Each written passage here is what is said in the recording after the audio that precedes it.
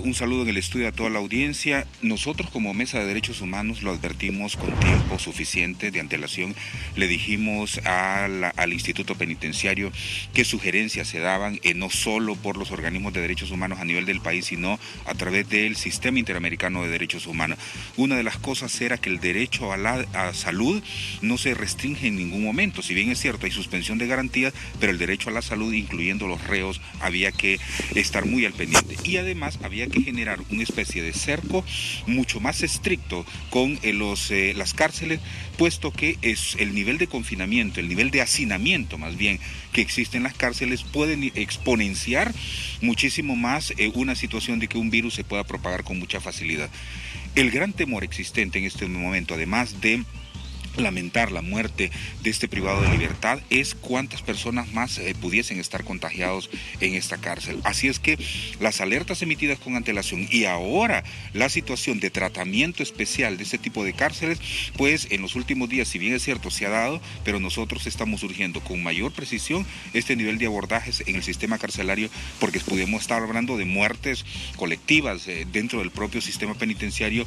Dios no quiera que esto suceda, pero si no se toman las medidas del caso ahora mismo del proceso de identificación de otras personas que pudieran estar contaminadas, este es un gran problema. Pero le ratifico que el derecho a la salud es un derecho que ni siquiera se puede suspender a los privados de libertad, porque es un derecho que es irrestrictible. Entonces, por lo tanto, cualquier suspensión de garantías constitucionales, el derecho a la salud no está incluido en esa suspensión. ¿Qué se esperaría entonces? ¿Qué respuesta esperarían desde el sector, desde el lado de los defensores de derechos humanos en contra de esta muerte? Bueno, primero era el tema de buscar todas las medidas preventivas para evitar cualquier caso dentro del sistema penitenciario, no digamos una muerte, evitarla a todas luces. El otro elemento eran las medidas también que tenían que ver con el espacio exterior a las cárceles. De ahí que cuando se da la prohibición para las visitas familiares, los familiares entendieron muy bien, porque si el virus entra al sistema carcelario, como usted sabe, pues es una cárcel, están encerrados, y en ese sentido se hizo bien en ese momento. Ahora lo que corresponde es sobre todo la intervención médica en este momento de identificación de casos, buscar los procesos de aislamiento de aquellos que pudiesen tener sospechas de estar infectados con este virus, y en ese sentido entonces la protección de los demás reos que no tienen esta contaminación. Y además esto ya le manda un mensaje claro para las otras cárceles. ¿Cuál es el mensaje? Uno, hay que tener claro que si bien es cierto ellos están en una cárcel, hay personas externas a la cárcel que son los custodios, el personal de cocina, personal médico, que tiene contacto con el exterior y luego entra a las cárceles. Eso tiene que ser mucho más riguroso. Y lo otro que no podemos obviar es que durante mucho tiempo se denunció que se ejecutaban acciones extrajudiciales desde las propias cárceles, de aquellos que están vinculados al crimen organizado, utilizaban reos para mandar a ejecutar a otras personas durante la noche o durante el día. Entonces ese elemento también es preocupante, de que la denuncia de los organismos de derechos humanos de que se pudiese en el marco de la cuarentena estar desarrollando acciones de exterminio con los propios reos pudiera también ser un elemento que pudiera estar presente en este tipo de acciones. Alguien diría, bueno, estamos en una cárcel de máxima seguridad, pero ya vimos el caso de Magdaleno, ahora vemos un virus que entra a una cárcel que está con todo el mundo encerrado. Entonces hay que buscar las distintas aristas de respuesta a este tipo de cuestión que sucedió estos últimos días. Bastante delicado esto, abogado. ¿Qué otro planteamiento, qué otra hipótesis manejan también desde el lado de los defensores de derechos humanos? Bueno, hasta el momento la hipótesis más fuerte es el tema de el virus viene de afuera y entra a la cárcel, ¿verdad? Ese es de los más fuertes. Entonces, entra a la cárcel por las razones que le mencioné, no que el reo sale hacia afuera, como le decía yo, que alguno pudiese estar vinculado a acciones extrajudiciales, porque tampoco podemos prejuzgar a la persona que murió por decir que pudiera estar vinculada a una acción criminal. No, lo que pasa es que hay que hacer un proceso de investigación lo suficientemente fehaciente. La otra de ejecuciones extrajudiciales es más una denuncia para poder tenerlo en perspectiva. Pero lo más importante en este momento es que los equipos médicos intervengan rápidamente, y aquí quiero aprovechar para algo, porque me acuerdo de algo muy importante. Fíjense que en el marco de los protocolos de bioseguridad siempre se habla del enfoque médico. El enfoque médico puede ser muy restrictivo cuando no se tiene el abordaje, por ejemplo, antropológico, psicológico y sociológico. Necesitamos nosotros, para que los protocolos de bioseguridad tengan un éxito, no solo dentro de las cárceles, sino fuera de las cárceles, entender el comportamiento humano. Porque usted puede dar una recomendación a la gente que ande la mascarilla, y usted mira que hay gente que la ande en la barbilla, ¿no? Entonces, o otra gente que esté en los mercados la ande en la bolsa. Entonces, ¿qué significa? Que no es solo el consejo médico, sino también el análisis antropológico del comportamiento humano, la visión psicológica, para que esto pueda tener un nivel de éxito. Igual pasa en las cárceles.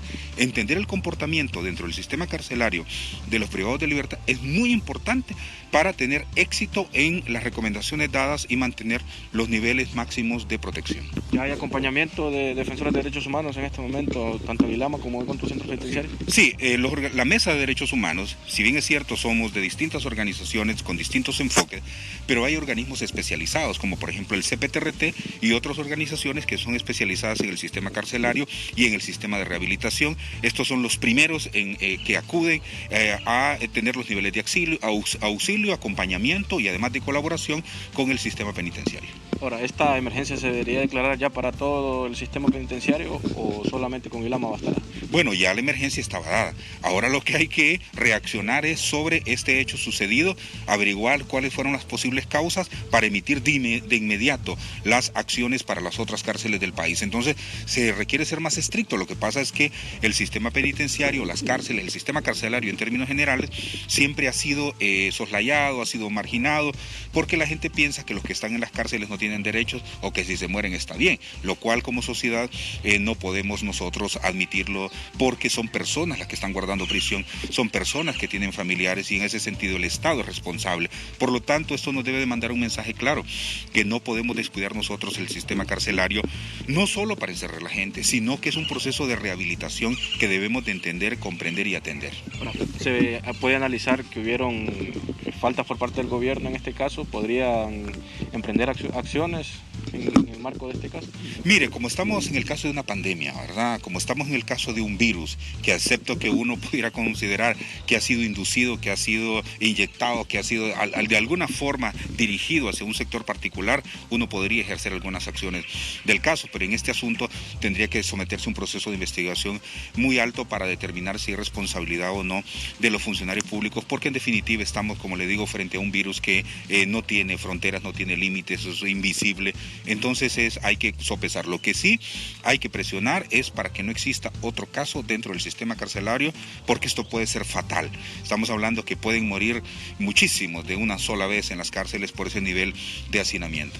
Bueno, al morir súbitamente este reo llama mucho la atención, porque no se conocía con anterioridad este caso y se conoce hasta la fecha de su muerte. Mire, una de las cuestiones que los organismos de derechos humanos hemos estado denunciando es la manipulación de las cifras, la manipulación del número de casos, la certeza de las muertes que existen alrededor de todo esto, sobre todo porque hemos vinculado esto con la corrupción en el país. Entonces, esos dos elementos hay que tenerlos presentes porque hay que darle un seguimiento perspicaz desde el enfoque de los organismos no gubernamentales, porque del sector gubernamental existe mucha desconfianza. Muchas gracias. El abogado Wilfredo Méndez lo han escuchado ustedes con el análisis en el marco de los derechos humanos en cuanto a esta muerte que ha ocurrido en el centro de reclusión de máxima seguridad de Ilama Santa Bárbara. Con esta información retornamos con ustedes a Estudios Principales.